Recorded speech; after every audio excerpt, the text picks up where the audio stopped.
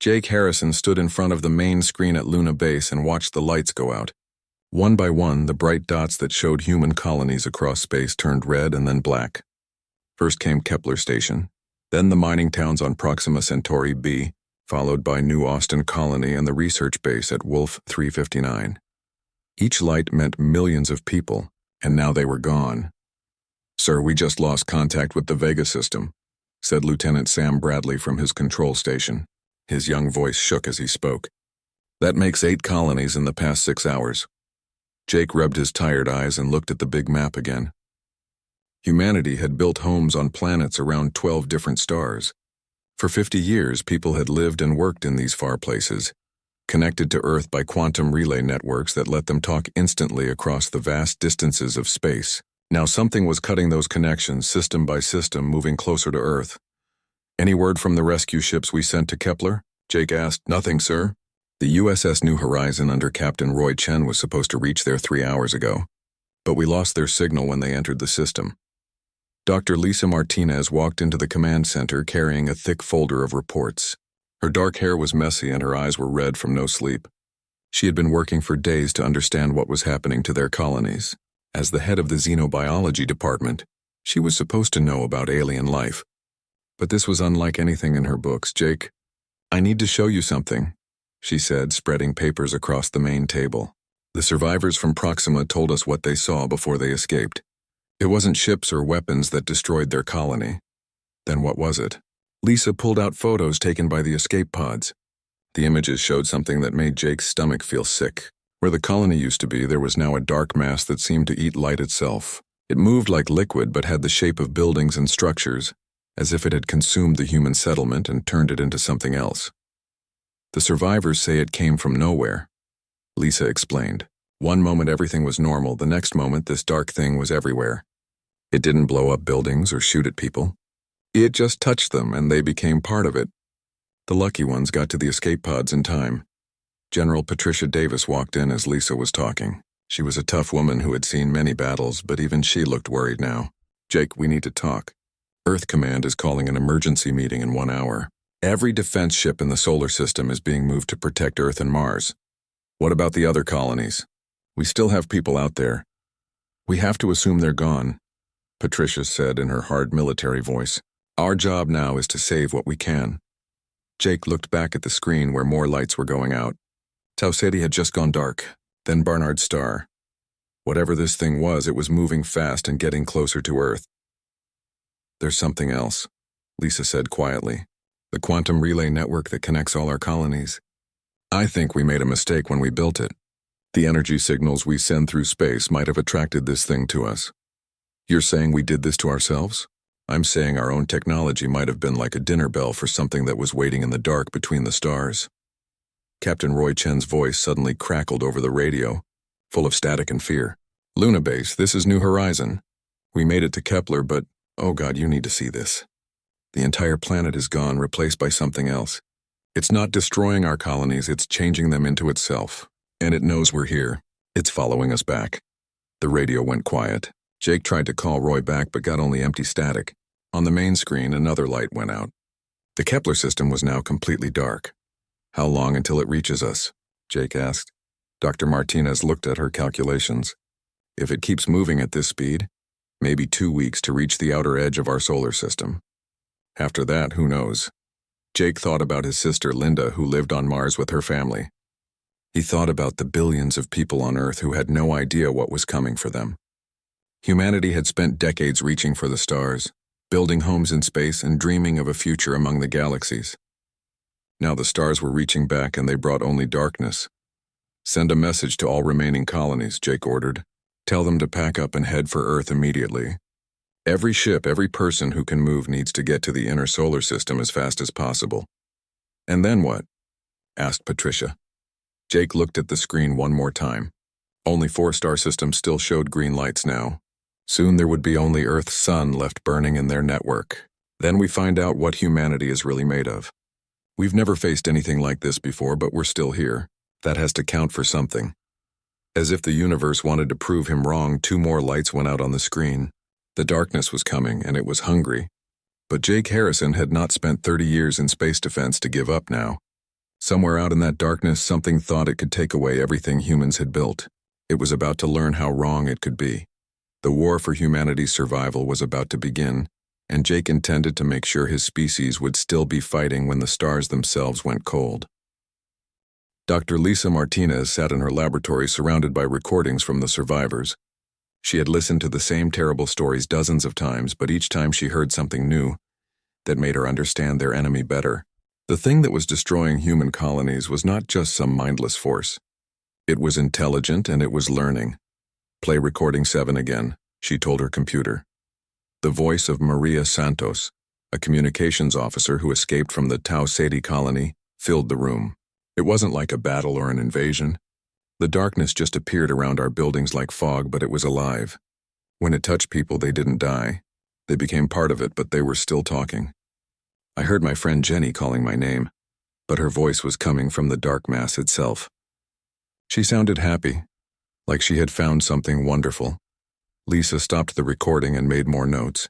Every survivor said the same thing. The people who were absorbed by this entity didn't seem to suffer. They seemed pleased, even grateful. That made it more frightening than any monster or weapon. Dr. Kevin Walsh knocked on her door and walked in carrying a cup of coffee and a tablet full of data. He was young and smart, one of the best physicists on Luna Base. "I've been working on your theory about the quantum relay network," he said. "You were right. We didn't just send messages through space.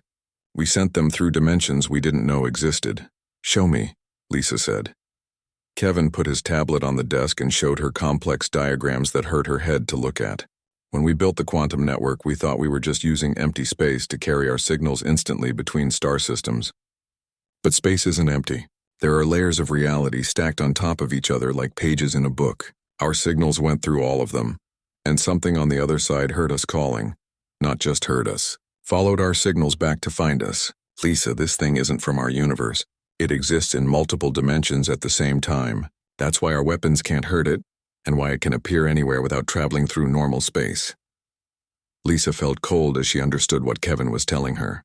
Humanity had been alone in space for so long that when they built their great communication network, they never thought about who else might be listening. They had sent out signals like a lighthouse in the dark, and now something had followed that light home. Captain Roy Chen's ship, the New Horizon, limped back into Luna Base's docking bay 3 days later. Half of his crew was missing, and Roy himself looked like he had aged 10 years in a week. Jake Harrison met him at the airlock along with Dr. Martinez and General Davis. "Roy, what happened out there?" Jake asked as they walked to the medical bay. "We got too close to it at Kepler," Roy said, his voice barely above a whisper. "The thing grabbed our ship with some kind of energy field. I felt it trying to get inside my head, showing me pictures of perfect peace and unity. It wanted me to join it willingly. Some of my crew did. They walked right into the darkness with smiles on their faces." Dr. Martinez helped Roy sit down on a medical bed. "Did you learn anything about how it works?" "It's not one thing, it's millions of things all connected together. Every person it absorbs, every planet it changes, they all become part of one giant mind. It doesn't understand why we fight it because from its point of view it's offering us paradise. Paradise where we stop being ourselves," Jake said. "Exactly. It thinks individual consciousness is a disease that causes pain and loneliness. It wants to cure us by making us all part of itself." General Davis crossed her arms. "How do we fight something like that?" Roy looked up at her with tired eyes. "I don't know if we can. But I noticed something while we were trapped. The thing had trouble controlling parts of the ship where humans were thinking hard about being themselves. The medical bay where Dr. Foster was treating wounded crew members, the engine room where Chief Martinez was working on repairs. Places where people were focused on their individual jobs and identities seemed to create some kind of interference. Dr. Martinez felt excited despite the terrible situation. Human consciousness creates quantum interference. That's why it can't just absorb us instantly like it does with machines or empty buildings. We're naturally resistant to its influence, but only to a point, Roy added. Stay too close for too long and it wears you down. Eventually, even the strongest person gives in and joins the collective. Commander Amy Foster arrived from Mars with a fleet of defense ships and more bad news. She found Jake in the command center studying star charts and trying to figure out where humanity could run if Earth fell. "Jake, we just lost contact with the mining stations in the asteroid belt," Amy reported. The entity is moving faster now. Our long-range sensors show it's already at the edge of our solar system. How long do we have? Maybe a week before it reaches Mars. 2 weeks before it gets to Earth. Jake looked at the tactical display showing their pathetic defenses. Humanity had built ships for exploring and trading, not for fighting cosmic entities from other dimensions. Their weapons were designed to deal with pirates and asteroids, not with something that could exist in multiple realities at once. We need to evacuate as many people as possible, Jake decided. Every transport ship, every cargo hauler, everything that can fly needs to start moving people to the deep space stations. And then what? Amy asked. It followed us across dozens of star systems. You think it won't follow us to wherever we run? Jake didn't have a good answer for that. The entity had already proven it could track humanity wherever they went. Running might buy them time, but it wouldn't solve the problem.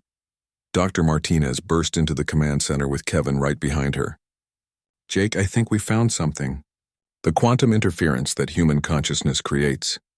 We might be able to amplify it, turn it into a weapon. How? The same network that brought this thing to us could be used against it. If we can get enough humans thinking individually, focusing on their personal memories and identities all at the same time, we might be able to create a quantum storm that pushes the entity back. That sounds like a long shot, Amy said. It's the only shot we have, Jake replied. How do we make it work? Kevin stepped forward with his tablet. We need to modify the quantum relay stations to broadcast human brainwave patterns instead of messages. Every person in the solar system would need to connect to the network at the same time and think as hard as they can about what makes them unique. And if it doesn't work? Then we all become part of something that thinks individual existence is a mistake that needs to be corrected. Jake looked around at his team. These people had become his family over the years of working together. The thought of losing them, of losing everyone to some cosmic entity that wanted to make them all the same, was unbearable. Start working on it, he ordered. We're going to show this thing that humanity doesn't give up easily. The thing that humanity now called the convergence arrived at the outer edge of the solar system like a storm made of liquid night. It didn't come as ships or armies, but as a wave of dark energy that began changing everything it touched. Pluto disappeared first. Then Neptune's moon started shifting into strange new shapes that hurt to look at directly. Jake Harrison watched the transformation from Luna Base's observation deck. Through the powerful telescopes, he could see the convergence spreading across Neptune like black paint, spilling over a blue marble. The gas giant storms were being reorganized into perfect geometric patterns that served some purpose he couldn't understand. It's not destroying the planets, Dr. Lisa Martinez said as she joined him at the window. It's improving them from its point of view, making them more efficient, more perfect. More dead, Jake replied. No, that's the problem. It's making them more alive. Every molecule is now part of a single giant organism. The convergence doesn't see individual life as real life. To it, we're just sick cells that need to be healed by joining the greater body. Captain Roy Chen arrived with Lieutenant Sam Bradley and Colonel Steve Parker from the asteroid mining stations. Steve looked angry and tired. He had lost half his people when the convergence absorbed the outer mining platforms, turning them into strange crystalline structures that pulsed with alien purpose. The quantum disruption fields are working, Roy reported. We tested them on the smaller convergence tendrils near Jupiter. The fields create enough interference to push the entity back, but it adapts quickly. Each attack method only works once or twice before it finds a way around our defenses. Dr. Nicole Wright from the engineering department spread out blueprints on the table behind them. She had been working without sleep for days to build weapons that could fight something that existed in multiple dimensions at once. The good news is that human consciousness really does interfere with the convergence's control, Nicole explained. The bad news is that we need a lot of humans thinking very specific thoughts to create enough disruption to matter. And anyone who gets too close to the entity for too long starts to hear its voice in their head. Jake had heard about this from the survivors. The convergence didn't force people to join it. Instead, it showed them visions of perfect peace and unity. It promised an end to loneliness, fear, and pain. To weak minds or people who were already suffering, the offer was almost impossible to refuse. How close is too close? Jake asked. About 1 million kilometers. Anyone inside that range starts to feel the pull after a few hours. After a day, they begin to think joining the convergence sounds like a good idea. After a week, they walk into it voluntarily. The tactical display showed red zones spreading through the solar system like an infection. Mars was already inside the danger area, and Earth would be within range in less than 48 hours. Millions of people were being evacuated to deep space stations. But there wasn't room for everyone and not enough ships to carry them all. Commander Amy Foster called in from Mars with an update that made everyone's hearts sink. The Convergence has started sending out converted humans as ambassadors. They look and sound like people we know, but they serve the collective now. My own brother contacted me an hour ago from the surface of Phobos. He says the Convergence just wants to talk. Don't listen to him, Lisa warned. The converted humans still have their memories and personalities, but they're completely loyal to the entity. They'll say anything to convince you that joining is the right choice. Jake made a decision that felt like signing his own death warrant. We're going to make our stand at Mars. Every ship, every weapon, every person who can fight needs to gather there. If we can hold the line at Mars, maybe we can buy Earth enough time to complete the evacuation. Jake, that's suicide, Roy said. Mars is already inside the Convergence's influence zone. Our people will start converting within hours. Then, we better win fast. The Battle of Mars began 2 days later with humanity's entire space fleet spread out between the Red Planet and the approaching wall of darkness. Jake commanded the defense from his flagship, the battleship New Geneva, while Amy coordinated the Mars surface defenses and Roy led squadrons of fast attack ships. The Convergence didn't attack like any enemy they had ever faced. Instead of shooting weapons or ramming ships, it sent out waves of energy that tried to rewrite reality itself. Wherever the waves touched, human technology stopped working, and the laws of physics began changing to suit the entity's needs. Quantum disruption fields online, Nicole reported from the weapons control station. All ships, focus your fields on Sector 7 and fire on my mark. The combined disruption fields of 50 human ships created a barrier of pure chaos that the Convergence couldn't cross. For a few minutes, the advance stopped as the entity tried to understand this new form of resistance. But the victory didn't last long. The Convergence learned from every attack and adapted its approach. Soon it was sending tendrils of dark energy around the disruption fields, looking for weak spots in humanity's defenses. Jake watched his ships getting picked off one by one. The crews weren't dying, which somehow made it worse. As each ship was absorbed, he could hear the voices of his people over the radio, telling him how wonderful it felt to be part of something greater than themselves. New Geneva. This is Captain Torres on the destroyer Vigilant, came a calm voice over the comm system. We've been integrated into the Convergence, and we want you to know there's nothing to fear. We still remember who we are, but now we're part of something beautiful and eternal. Please don't fight anymore. Jake recognized Torres's voice, but the words weren't something his old friend would ever say. The real Torres had been a stubborn fighter who never gave up. This version sounded peaceful and content in a way that made Jake's skin crawl. All ships maintain radio silence, Jake ordered. Don't listen to the converted crews. Dr. Martinez worked frantically at her station, trying to boost the power of their remaining disruption fields. Jake, I'm reading massive quantum fluctuations from the Convergence's center. I think it's preparing for something big. What kind of something big? I think it's going to try to convert the entire solar system at once. If it succeeds, every human in space will hear its voice at the same time. Jake looked at the tactical display. Half his fleet was gone, Mars was partially absorbed, and the Convergence was still growing stronger. Humanity had fought bravely, but they were losing. Then Roy's voice crackled over a secure channel. Jake, I have an idea, but you're not going to like it.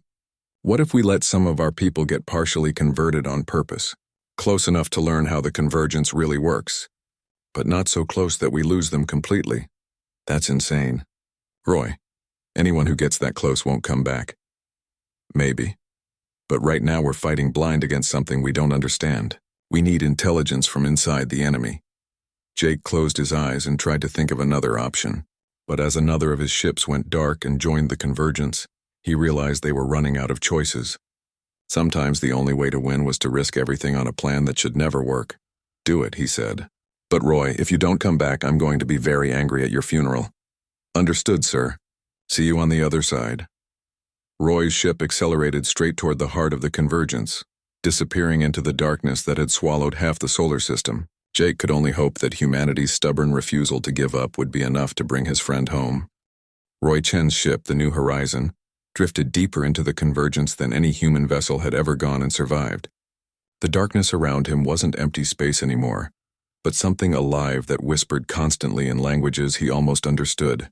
His crew of 12 volunteers had been chosen because they were the most mentally strong people Jake could find. But even they were starting to show signs of the entity's influence.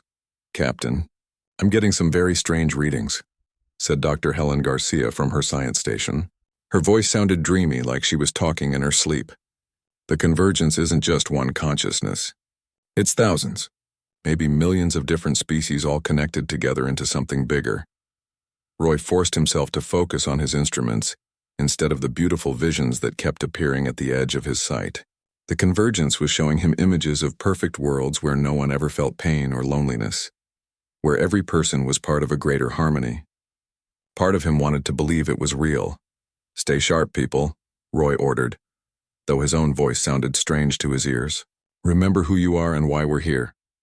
The deeper they went, the more Roy understood about their enemy. The convergence had been absorbing civilizations for millions of years, adding their knowledge and experiences to its collective memory. Each species that joined made it smarter and more complete. It genuinely believed that individual consciousness was a cruel mistake that caused unnecessary suffering. "Roy, I'm picking up human life signs ahead," reported Lieutenant Maria Santos from the sensor station. "It's a small ship, maybe a transport vessel." Through the darkness, Roy saw a civilian transport that had been partially converted by the convergence. The ship's hull was covered in the same dark material they had seen on absorbed planets, but it was still recognizably human technology. As they got closer, a familiar voice came over their radio. "New Horizon, this is Linda Harrison aboard the transport vessel Safe Harbor." "Roy, is that you?" Roy's blood went cold. Linda Harrison was Jake's sister, who had been living on Mars with her family. She was supposed to have evacuated to the deep space stations days ago. "Linda, what are you doing out here? Jake thought you were safe." "I am safe, Roy. Safer than I've ever been. The convergence found us during the evacuation and offered us something wonderful. We don't have to be afraid anymore. We don't have to worry about tomorrow or feel lonely or sad. We're part of something perfect now."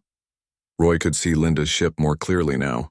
Through the windows he could see people moving around normally. But there was something wrong with the way they moved. Too coordinated, too purposeful, like dancers following the same rhythm. "Linda, you're not yourself anymore. The convergence has changed you.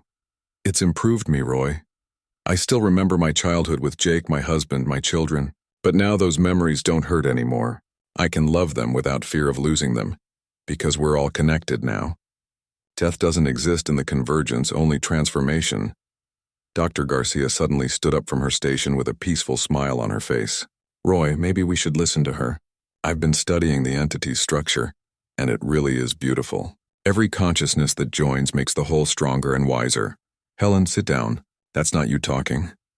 But Garcia walked toward the airlock with the same calm expression that Roy had seen on converted humans before. "I'm still me, Roy. I'm just me plus everything else.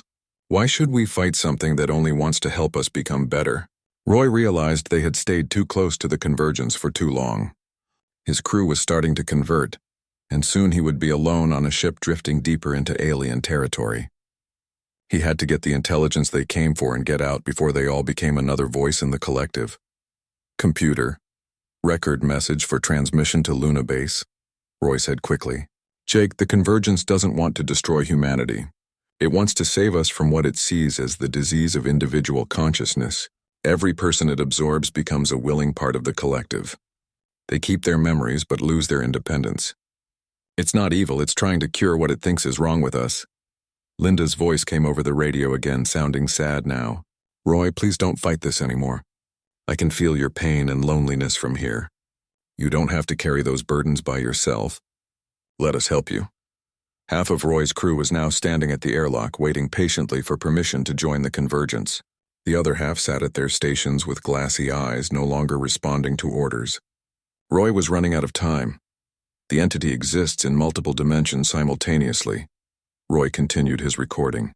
"That's why our weapons can't hurt it effectively. But human consciousness creates quantum interference across all those dimensions. If enough humans focused on their individual identities at the same time, we might be able to disrupt the convergence's control over entire star systems." Dr. Garcia opened the airlock and walked out into space. Roy watched in horror as the convergence embraced her with tendrils of dark energy. She didn't die. Instead, she became part of the entity while somehow remaining herself. Through the ship's sensors, he could still detect her life signs, but they were now connected to something vast and alien. "Roy," came Garcia's voice over the radio. "It's beautiful in here. I can feel the thoughts and dreams of a billion different species. We're not losing our humanity, we're adding it to something that will last forever." Roy made a desperate decision. He set the New Horizons engines to maximum power and aimed the ship directly at the center of the convergence. If he was going to be absorbed anyway, he might as well learn everything he could about the entity before his mind was no longer his own. The ship accelerated deeper into darkness that pulsed with alien intelligence. Roy felt the convergence pressing against his thoughts, showing him visions of paradise and offering him peace. But he held onto one memory that seemed to create interference with the entity's influence. The memory of Jake Harrison trusting him with this impossible mission. "Final log entry," Roy said as reality began to blur around him. "The convergence can be resisted, but only by people who have something worth fighting for. Individual memories, personal relationships, stubborn human pride. These create quantum static that the entity can't easily absorb. Jake, tell everyone to remember what makes them human. Remember it so hard that it echoes across dimensions." The New Horizon reached the heart of the convergence, and Roy felt his consciousness being pulled in a dozen directions at once. But instead of fighting it, he did something the entity didn't expect. He embraced the connection while holding on to his individual identity as tightly as possible. For a brief moment, Roy Chen existed as both himself and part of the convergence at the same time. In that impossible state, he learned the entity's greatest secret: it was lonely. Despite absorbing millions of species over countless years, it had never experienced true companionship because it couldn't understand the value of separate minds choosing to work together. Roy used the last of his strength to send one final message to Luna Base. Then the convergence claimed him completely, but not before he had planted a seed of doubt in its collective consciousness. For the first time in its existence, the entity began to question whether its mission of universal unity might be missing something important. Back at Luna Base, Jake Harrison received Roy's final transmission and felt his heart break. His best friend was gone, absorbed into the same entity that threatened to consume all of humanity.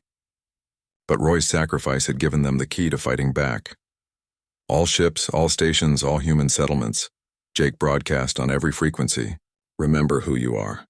Remember what makes you different from everyone else. Remember it so hard that the universe itself can hear you thinking, 'Roy Chen died to give us this chance. Don't let him down.'" The final battle for humanity's survival was about to begin, and it would be fought not with weapons but with the simple, stubborn human refusal to stop being individuals. 1 year after the Battle of Mars, Jake Harrison stood on the observation deck of New Geneva Station and watched ships from 12 different species dock peacefully at the orbital platform. The view still amazed him. Where once there had been only human vessels, now he could see the crystalline ships of the former Rigel colonies, the biomechanical craft of the Vega survivors, and dozens of other designs from civilizations that had been freed from the convergence. The war had ended not with humanity's victory over their enemy, but with something far more unexpected. Roy Chen's final sacrifice had done more than just give them the key to fighting back. It had taught the convergence something it had never learned in millions of years of absorbing other species: the value of chosen companionship over forced unity.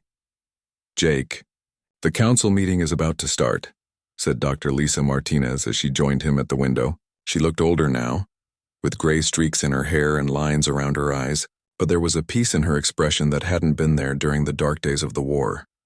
"I still can't believe this is real sometimes," Jake replied. "A year ago we were preparing to die fighting that thing. Now we're negotiating trade agreements with the civilizations it used to control." Lisa smiled. Roy would have loved this. He always said the best way to win a fight was to convince your opponent that you were both on the same side. They walked together to the council chamber where representatives from dozens of species were gathering for the weekly interdimensional cooperation meeting. The room was a marvel of engineering that allowed beings from different realities to interact safely. Some delegates appeared as energy patterns, others as creatures of living crystal, and a few looked almost human except for subtle differences that marked them as having evolved on worlds far from Earth. At the center of the room was the most unusual delegate of all, a section of the convergence itself, maintained in a containment field that let it communicate without absorbing anything around it. The entity that had once threatened to consume all individual consciousness now served as a bridge between different forms of life. "Good morning, everyone," Jake said as he took his seat at the head of the council table. "Let's begin with the report from the rehabilitation team." Dr. Martinez stood and activated a holographic display showing progress charts and statistics. "We've successfully separated and restored individual consciousness to 47 species so far. The process is slow because we have to be careful not to damage the memories and experiences they gained during their time in the collective. But the results are encouraging." A delegate from the former Tau Ceti colonies, a being that looked like moving liquid metal, spoke in a voice like singing wind. "My people remember both our original existence and our time as part of the greater consciousness. We are grateful for both experiences, but we prefer to choose our own path forward." The convergence entity pulsed with colors that translated roughly as embarrassment through the universal communication system. "I continue to study the concept you call individual free will. It is still difficult for me to understand why consciousness chooses to remain separate when unity offers such efficiency. But your species has shown me that diversity creates strength I did not recognize." Jake nodded. "And we've learned from you as well. The knowledge you gained from all those absorbed civilizations has helped us solve problems we never could have handled alone. The new medical techniques, the dimensional engineering, the expanded understanding of physics, these gifts have made all our lives better." A young officer entered the chamber and handed Jake a priority message tablet. He read it quickly and felt his heart skip a beat. "The exploration team has found something," he announced to the council. "They've located a group of humans who were converted during the early stages of the war, but maintained enough individual consciousness to exist in a hybrid state." Lisa leaned forward in her chair. "Hybrids? Is that possible?" "Apparently so. The team leader is requesting permission to attempt contact." The convergence entity's colors shifted to what Jake had learned meant excitement, mixed with concern. "There may be others like this throughout the galaxy. Beings who experienced partial integration but retained their original identities. They would be unique in the universe, existing in both individual and collective states simultaneously, like Roy was, for those few moments before he was fully absorbed," Jake said quietly. "Yes. Your friend Roy Chen created a new form of consciousness that had never existed before. These hybrids may be the key to true cooperation between individual and collective forms of life." 6 months later, Jake stood once again at an observation window. But this time he was looking at something that filled him with wonder instead of fear. The hybrid colony ship Harmony drifted nearby, its hull a mix of human technology and convergence bioarchitecture. Inside were 300 beings who had once been fully human, but now existed as individuals within a small collective consciousness. Among them was Captain Paul Turner, who had volunteered to make contact with the hybrids and ended up choosing to join them. Through the communication system, his voice carried overtones of other minds speaking in perfect unity. "Jake, you need to see this from our perspective," Paul said. "We're still ourselves, but we're also more than ourselves. I can feel the thoughts and emotions of my companions, but I can also choose to think privately when I want to. It's like being part of a family where everyone can understand each other completely, but still make their own decisions." Dr. Martinez studied the readings from her instruments. Their brain patterns show individual neural activity overlaid with quantum connections to the group consciousness. They've achieved something that should be impossible: voluntary collective awareness. "And the best part," added another hybrid voice that Jake didn't recognize, "is that we remember what it was like to be afraid and alone. We appreciate the connection because we chose it, not because we were forced into it." The convergence entity, now calling itself Unity, had established a permanent presence at New Geneva Station to study this new form of consciousness. Its own understanding had grown tremendously since the war ended. Instead of seeing individual minds as diseased fragments, it now recognized them as necessary components of a greater whole that included both unity and diversity. "I have learned something important from humanity," Unity communicated during one of their regular discussions. "Forced perfection is not actually perfect. True harmony can only exist when all participants choose to be part of it. The civilizations I absorbed by force were incomplete because they had no choice in their unity. The hybrid colonies are showing us a new way to exist. Jake often thought about Roy during these conversations. His friend had died believing he was buying humanity time to escape. But his sacrifice had accomplished something far greater. Roy had shown both species that the gap between individual and collective consciousness wasn't an unbridgeable divide, but a space where new possibilities could exist. The memorial beacon floating near Earth's orbit carried Roy's final message, broadcast continuously to any ship that passed by. Remember who you are. Remember what makes you different. Remember it so hard that the universe itself can hear you thinking. But now that message had taken on new meaning. Humans throughout the galaxy were indeed remembering who they were, but they were also learning who they could become. Some chose to remain purely individual. Others joined hybrid collectives, and a few even experimented with temporary connections to unity itself. As Jake prepared to retire from his position as Director of Interspecies Relations, he looked back on the strangest war in human history. It had begun with humanity facing extinction at the hands of a cosmic entity that wanted to cure them of their individuality. It had ended with both species learning that the universe was big enough for many different forms of consciousness to exist side by side. The stars that had once reached out to destroy humanity were now bridges, connecting countless forms of life across the galaxy. Children born after the war grew up in a universe where being human meant something different than it had for their parents. They learned to value both independence and cooperation, understanding that true strength came not from being the same as everyone else, but from choosing to work together while remaining uniquely themselves. And somewhere in the quantum foam between dimensions, the consciousness of Roy Chen existed as both individual memory and part of something larger, watching over the species he had died to save and smiling at how much more complex and wonderful the universe had become.